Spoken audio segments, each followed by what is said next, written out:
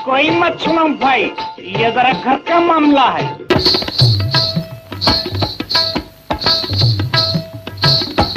Hindi cinema के कई गीतों को संगीतबद्ध करने के लिए कई संगीतकारों ने बहुत अच्छा काम किया। मियां मेरा बड़ा मेहरबान।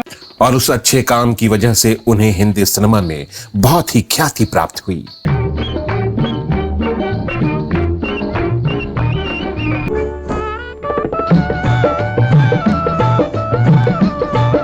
लेकिन उन्हीं संगीतकारों के लिस्ट में एक ऐसे संगीतकार भी थे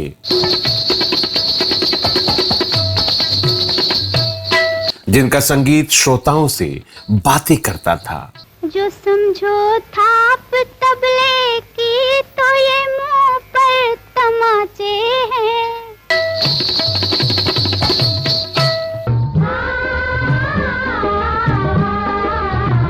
जिनके गीतों के बिना हर शादी अधूरी लगती है। तेरा यार बना है दूल्हा और फूल खिले हैं दिल के, लगता है जैसे सारे संसार की शादी है। अरे मेरी भी शादी हो जाए, दुआ करो सब मिलके। और जब बेटी की विदाई हो रही हो तो पिता की डबडबाई आंखों में विदा हो रही उस बेटी के प्रति हर पिता की यही दुआ रहती है। जा तुझको सुखी संसार मिले। जी हाँ दोस्तों, हम बात कर रहे हैं संगीतकार रविशंकर शर्मा की। अपने संगीत से गीतों को अमर कर देने वाले संगीतकार रविशंकर शर्मा 4 दशक तक अपने संगीत से हर किसी को दीवाना बनाते रहे। अरे मेरी भी शादी हो जाए, दुआ करो सब मिलकर बाय। उनके संगीत में कुछ ऐसा जादू था जो अपने संगीत से कितने की शामों को गुलजार करते थे। खुशी से क्यों इतराए। तो वहीं अपने संगीत की जादू से न जाने कितनों के रातों का सहारा बनते थे। मेरे हमराह भी। बने रहिए हमारे साथ। आज के इस वीडियो में हम बात करेंगे कि संगीतकार रवि के संगीत में वो कौन सा जादू था और उस जादू की शुरुआत उन्होंने अपने शुरुआती फिल्मों से ही बिखेरना चालू कर दिया था।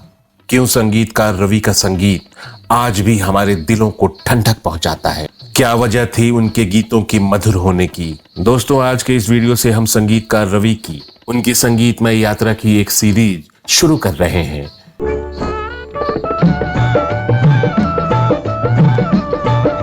नमस्कार दोस्तों, मैं हूं विजय पांडे और आप देख रहे हैं golden moments with Vijay Pandey.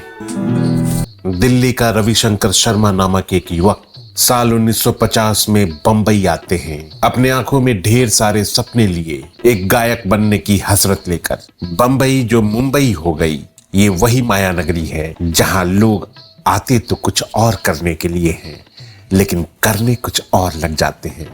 अपनी गायकी के लिए 2-3 साल तक संघर्ष करने के बावजूद मुंबई में अपनी गायकी को स्थापित करने के लिए 2-3 साल बहुत ही कड़ा संघर्ष किया रविशंकर शर्मा जी ने, लेकिन उन्हें सफलता नहीं मिली और धीरे धीरे जीवन की वास्तविकता से उनका परिचय होने लगा। रविशंकर शर्मा जो एक गायक बनने के लिए बंबई आए थे, वो अपनी जीविकापार्जन के लिए संगीतकार हेमंत कुमार मुखोपाध्याय से मिलते हैं, क्योंकि संगीतकार हेमंत उस समय फिल्म आनंद मठ का संगीत दे रहे थे और उन्हें उस टाइटल सॉन्ग के लिए बहुत सारे कोरस आवाज की जरूरत थी।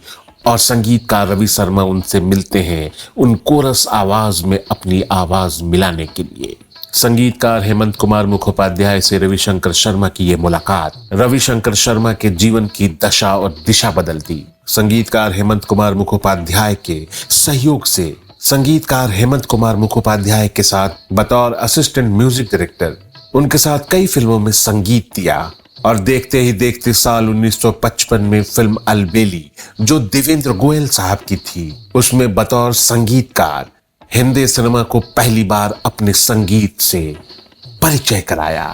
फिल्म अलबेली के सारे गाने संगीत प्रेमियों को बहुत पसंद आए। दोस्तों, आपको बता दें कि संगीतकार रवि एक बहुत अच्छे गीतकार भी थे और उन्होंने फिल्म अलबेली के लिए एक गीत भी लिखा था और वो गीत था मुस्कुराती हुई चांदनी, और आवाज थी लता मंगेशकर जी के साथ। अपने ही गुरु हेमंत कुमार मुखोपाध्याय को गुरु दक्षिणा दी इस गीत के रूप में। मुस्कुराती हुई चांदनी इस फिल्म का दूसरा गाना तुम संग लागी बलम मोरी अखिया। संगीतकार रवि ने इस फिल्म में गायिका आशा भोसले जी की आवाज का जादू बिखेरा। तुम संग लागी बलम मोरी अखियां, लागी मोरी अखियां बलम तोते अखियां। इस फिल्म का तीसरा गाना तुझे आना पड़ेगा खींच लाएगी दिल की पुकार। संगीतकार रवि ने एक बार फिर से अपने गुरु हेमंत दा की आवाज का जादू बिखेरा। खींच लाएगी दिल की पुकार, गोरी तुझे आना पड़ेगा। इस फिल्म का एक और गीत था जा जा रे चंदा तेरी चांदनी, और इस गीत को गाया था स्वर कोकिला लता मंगेशकर जी ने। जा जा रे चंदा तेरी चांदनी जलाए। साल 1955 में ही संगीतकार रवि की दूसरी फिल्म आई। फिल्म का नाम था वचन। इस फिल्म के सारे गाने बेहद लोकप्रिय हुए थे। उन्हीं लोकप्रिय गीतों में से एक था यूं ही चुपके, जिसे गाया था आशा भोसले जी ने। यूं ही चुपके चुपके बहाने बहाने निगाहों से दिल में लगे वो समाने। इस फिल्म का दूसरा गीत, जिसके गीतकार थे प्रेम धवन, गाना था जरा सीख लो अखियों शर्माना, और गायिका थी आशा भोसले। जरा सीख लो अखियों शर्माना, झुक जाना कभी मुस्काना, देश पिया के जाना। फिल्म का एक और गीत, जिसे गीतकार प्रेम धवन जी ने लिखा था, गीत के बोल थे जब लिया हाथ में हाथ। जब लिया हाथ में हाथ। इस गीत को आशा भोसले जी ने गाया। देखो जी हमें छोड़ न जाना। और इस गीत में उनका साथ दिया शहंशाह तरन्नुम मोहम्मद रफी साहब ने। देखो जी दिल तोड़ न जाना। फिल्म वचन का एक और गाना, जिसे गीतकार प्रेम धवन जी ने लिखा था, और गीत के बोल थे वो दिन कहाँ गए मेरे, वो दिन कहाँ गए। और जिसे गाया था आशा भोसले जी ने। और इस गीत के साथ पर्दे पे थी अपने जमाने की बेहद चुलबुली अभिनेत्री गीता बाली। और अब जो मैं आपको सुनाने जा रहा हूँ फिल्म वचन का ही ये गीत, जो आज भी उतना ही लोकप्रिय है। आप खाए थाली में, मुन्ने को दे प्याली में। ये गीत इतना लोकप्रिय हुआ, माफ कीजिएगा, ये गीत इतना लोकप्रिय है जिसको बार बार सुनने का मन करता है। और इस कालजयी गीत को गाया था आशा भोसले जी ने। फिल्म वचन का एक और गीत गीतकार प्रेम धवन जी ने लिखा था, और गीत के बोल थे एक पैसा दे दे ओ बाबू। और इस गीत को गाया था मोहम्मद रफी साहब और आशा भोसले जी ने। ये गीत मोहम्मद रफी साहब के उन चुनिंदा गीतों में से एक है जिसे बार बार सुना जाता है। ओ जाने वाले बाबू एक पैसा दे दे। कैलेंडर बदला, साल था 1957। संगीतकार रवि साहब की एक और फिल्म आई। फिल्म का नाम था एक साल, और संगीतकार रवि साहब के साथ गीतकार प्रेम धवन जी की जोड़ी बन चुकी थी। और गीतकार प्रेम धवन ने एक बेहद खूबसूरत गीत लिखा। गीत के बोल थे किसके लिए रुका है। किसके लिए रुका है, किसके लिए रुकेगा। इस गीत में वक्त को लेकर एक बेहद प्यारा संदेश छिपा था। करना है जो भी कर ले, ये वक्त जा रहा है। और इस संदेश के संदेश वाहक थे गायक के रूप में मोहम्मद रफी साहब। ये वक्त जा रहा है, किसके लिए। फिल्म एक साल, जो 1957 में रिलीज हुई थी, इस फिल्म का दूसरा गीत गीतकार प्रेम धवन जी ने लिखा था, जिसे गाया था लता मंगेशकर जी ने। और गीत के बोल थे चले भी आओ, पर्दे पे थी मधुबाला। चले भी आओ, तुम्हें पसंद है, चले भी आओ। और इस फिल्म में संगीतकार रवि की विविधता नजर आती है। सुनो सुनो रे, कोई मत सुनो भाई, ये जरा घर का मामला है। गीतकार प्रेम धवन जी के गीत के इस बोल में मिया मेरा बड़ा बेईमान। लेकिन इस बार संगीतकार रवि ने गीता दत्त और गायक बलबीर की आवाज का जादू बिखेरा। जौहर हूँ तेरा नौकर तो नहीं, जानी वाकर हूँ जो कर तो नहीं। इस फिल्म का एक और गीत बहुत ही लोकप्रिय हुआ था। अभिनेत्री मधुबाला पे फिल्माया गया था। गीतकार प्रेम धवन जी का ये गीत छम छम चली पिया की गली और गायिका थी लता मंगेशकर।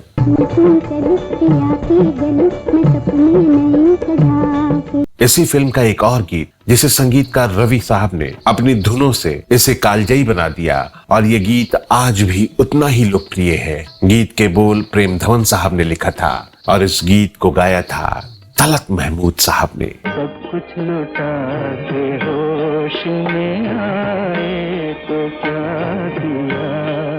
फिल्म के इसी गीत को लता मंगेशकर जी से भी गवाया गया था और इस गीत में लता मंगेशकर जी की आवाज मिलते ही ये गीत और खूबसूरत हो गया। दिन में अगर चिराग जलाए तो क्या किया। और इसी फिल्म में एक और गीत था, तू जिए हजारों साल गोरी। इस गीत को सुनते ही मन झूम जाता है। ये शुभ दिन आए बार बार ले लेके खुशियाँ। और इस गीत को फिल्माया गया था मधुबाला पर। संगीतकार रवि साहब की एक और फिल्म आई, फिल्म का नाम था मेहंदी। और इस फिल्म का हर गीत लगभग अपने ही गीतों को चुनौती देता है कि कौन सर्वश्रेष्ठ है। इसी फिल्म का एक गीत था, ये अफसाना नहीं। जो दुकान अपनी ही सजाए हुए हैं। इस गीत के बोल को जो समझो थाप तबले की तो ये मुंह पर तमाचे हैं। जरा गौर से सुनिएगा। ये सारंगी के तारों पर दिलों के तार बजते हैं। क्या खूबसूरत शब्दों में इस गीत को पिरोया गया है। हाँ, इंसानियत खुद नाचती है, हम नचाते हैं। और इस गीत को लता मंगेशकर जी की आवाज मिलते ही इस गीत की गंभीरता और बढ़ जाती है। तुम्हारी ही बदौलत हम भी इस महफिल में आए हैं। भाई वल्ला क्या। इस फिल्म का एक और गीत था, बेदर्द जमाना तेरा। बेदर्द जमाना तेरा दुश्मन है तो क्या है। फिल्म का यह बेहद लोकप्रिय और संजीदा गीत जिसे गाया था हेमंत दा ने। दुनिया में नहीं जिसका कोई उसका खुदा है। और इस गाने में साथ दिया था लता मंगेशकर जी ने। ये कैसी खुदाई है भला, कैसा खुदा है। इस गाने में दोनों की गायकी से लुटती हुई दुनिया जो मेरी देख रहा है। इस गाने का संदेश लगभग हर दिलों में घर कर जाता है।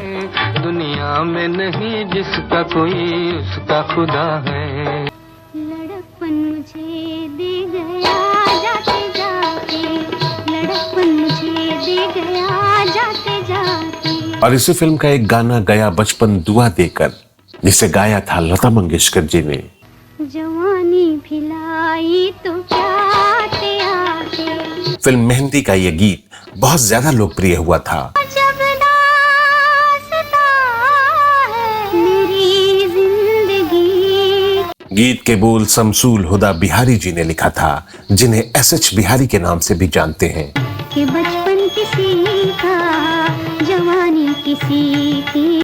और इस फिल्म का आखिरी गीत जो आज भी हमारे कानों में कहीं ना कहीं गूंजता ही रहता है, अल्लाह की रहमत का ऐ दिल। और इस गीत को लिखा था खुमार बाराबंकवी ने। जिसको भी सहारा मिल जाए। और इसे गाया था मोहम्मद रफी साहब के साथ चांद बाला और एस बलबीर साहब ने। अल्लाह की रहमत का है दिल, जिसको भी सहारा मिल जाए। तो दोस्तों, ये थी हमारी संगीतकार रवि की संगीतमय यात्रा की सीरीज की पहली कड़ी। अगले वीडियो में हम फिर बात करेंगे संगीतकार रवि के कुछ और फिल्मों के गीतों के बारे में, और धीरे धीरे परत दर परत हम इस बात को जानने की कोशिश करेंगे कि आखिर इस संगीतकार के संगीत में वो कौन सा जादू था जो आज भी हमारे दिलों को ठंडक पहुंचाता है। संगीतकार रवि साहब की पूरी जीवनी पर आधारित इसी चैनल पर हमारा एक और वीडियो है कि आखिर क्यों संगीतकार रवि ने हिंदी सिनेमा के संगीत को अपने संगीत के माध्यम से शिखर पर पहुंचाकर अचानक हिंदी सिनेमा का साथ संगीतकार रवि ने छोड़ दिया, जिस वीडियो का लिंक हमारे डिस्क्रिप्शन बॉक्स में जरूर मिलेगा। हमारा ये वीडियो आपको कैसा लगा हमें कमेंट बॉक्स में जरूर बताइएगा। अब अपने इस दोस्त और होस्ट विजय पांडे को दीजिए विदा। अगले वीडियो में हम फिर बात करेंगे संगीतकार रवि की कुछ और फिल्मों के गीतों के बारे में। तब तक के लिए नमस्कार, धन्यवाद, शुक्रिया। और आप देख रहे हैं golden moments with Vijay Pandey.